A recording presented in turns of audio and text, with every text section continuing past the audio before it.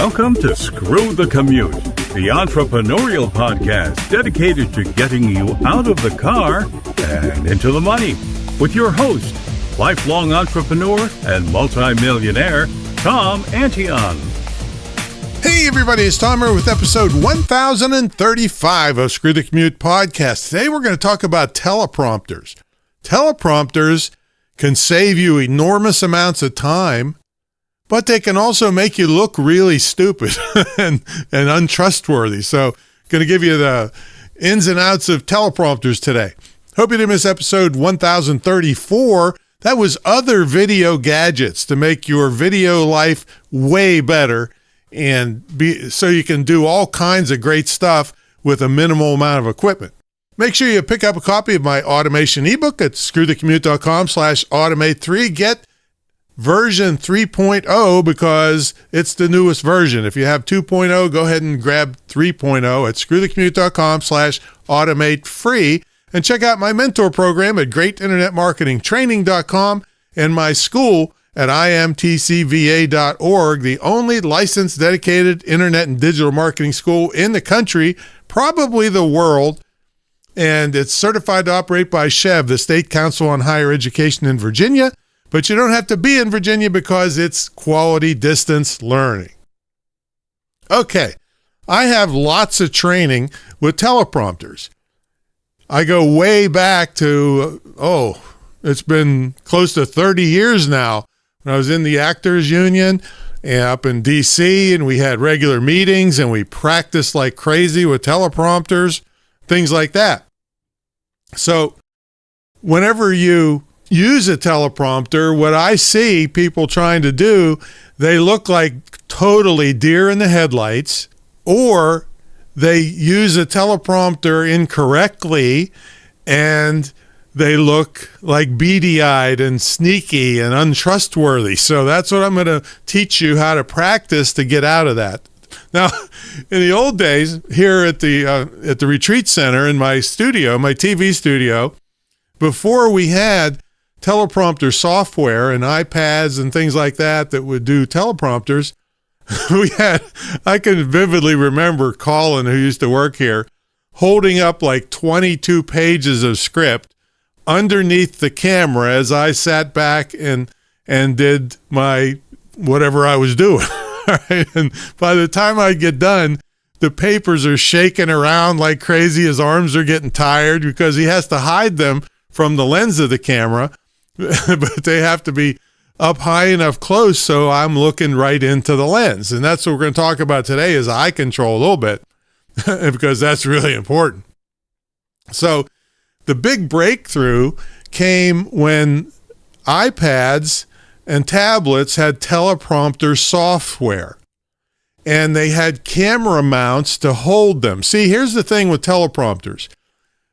You are supposed to look through a piece of glass where the text is projected so that you are looking directly. Do not pass go. Do not look a little bit off, directly into the camera lens. That way you're talking to the audience like one-on-one almost because they see your eyes, you make eye contact, you're more believable, more credible, and so forth. But that didn't exist until these programs came around. I mean, you could get a teleprompter like a TV studio grade for $3,000, $4,000, $5,000, $10,000. All right, so nobody like me or us were doing those kinds of things until you got teleprompter software. So this thing that mounts on our camera holds either an iPhone or an iPad that has teleprompter software on it. And the software, you can make it turn upside down and backwards so that when it hits this mirror, it reflects up onto a piece of glass. And then I can look right through to the camera lens and do my script. And you can vary how fast the script moves. You can pause it and things like that. So that's what you want. You want to be looking directly into the lens. If you don't, it looks really bad. I mean, well, the first thing that looks bad is deer in the headlights. So even if you have good teleprompter and the mechanics of it and the equipment and everything, If you're just staring into it, you look like the proverbial deer in the headlights. So you don't want to do that. You want to be gesturing, smiling, looking away. Your head's moving. You can gesture, things like that. And you look normal. You look relaxed, not deer in the headlights. So that takes practice, though, to do that. It does save you a lot of time because you don't mess up your script and you don't forget things that you wanted to include. So that's why you do have to practice with this.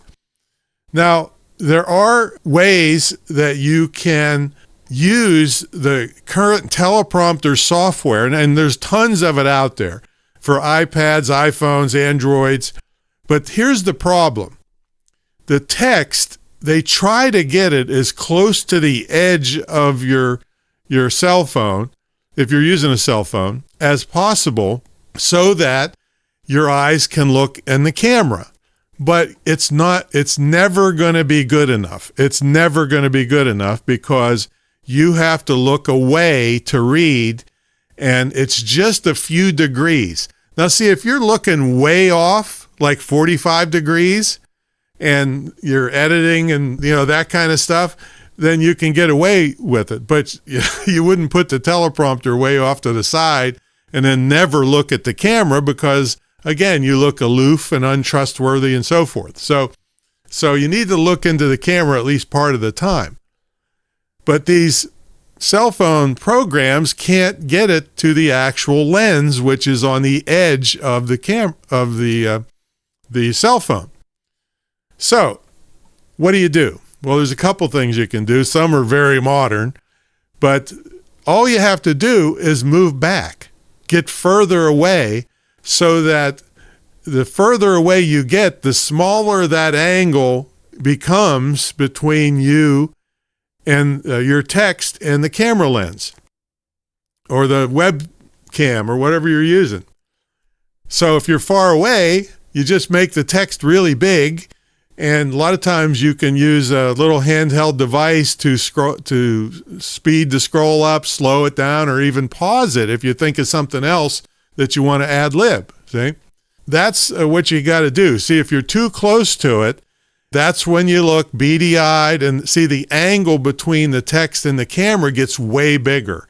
And it's very obvious to somebody looking at the video that you're not talking to them.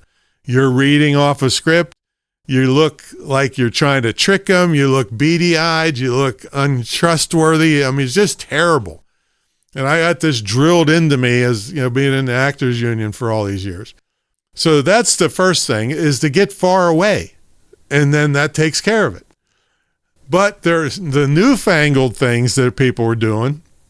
There's programs like Descript, Captions, I think Veed.io, that they will use. You can look off and read your script, but it uses AI to move your eyes as if they're looking at the camera. I mean, it's just, when I first saw this, I'm thinking, this is crazy. After all the years I'd had to mess around and practice and do this, now they do it with AI. All right, but still, that doesn't get you out of, and it may even be detrimental if you look natural by moving your head around. It may mess up the software. And then you look like, I don't know, like you're wearing those googly eye glasses, with the springs on them. I don't know how bad that would look. So I would practice, get far from the camera, or get some of the mechanical things that you can actually put your iPad or your iPhone or your Android with the software and team it up with the mechanics with a nice mirror and glass system, so you're looking right into the camera when you're doing your script. That's I just don't trust the AI, if you're doing a really good job of being natural, to be able to grab your eyes and move them to the camera without looking totally crazy. Maybe they can, maybe they will be able to do it great in the future, but it's probably good for you to get this skill. Now, there's the mechanical devices. You can just look like iPad. You can go on Amazon and look for iPad teleprompter, things like that. But there's another one that we got where you can put it on the screen of a laptop or a desktop, and it acts. It's a teleprompter. It's taken the text off of your screen and that you have used software to reverse and backwards and so forth. So it goes into a mirror, and then you can look right into your webcam right on the edge of your laptop or your desktop, and perfect. You can be as close as you want because you're looking directly into the lens. See, that's the whole thing about this distance thing. If you're close and you're looking off to the side, you look terrible. You can be close as you want if you're looking directly into the webcam. See? So that's the devices you can get. And there's one other method that's come into vogue called a jump cut. And this isn't nearly as smooth as what I'm talking about, but it's very common now. See, jump cuts are where you see the scene is cut and then the person's talking again, but their head might move just a fraction, and it's taken out all the space in between what they're saying. And in the old days, as I came up through the ranks in the video world, that was taboo. If you saw jump cuts in a video, that was the worst video on earth, and the editor was an idiot, and you looked terrible. But now it's very common. So one way you can get away from a teleprompter, if you need to get certain things done, is you just print out everything that you're supposed to say, and then do it one sentence or two sentences at a time, and let the editor cut out the text in between. Now, there is a little bit of skill to it, so you don't want to be moving your head too far. You can show up in a different location sometimes, and that's obvious that you did it on purpose.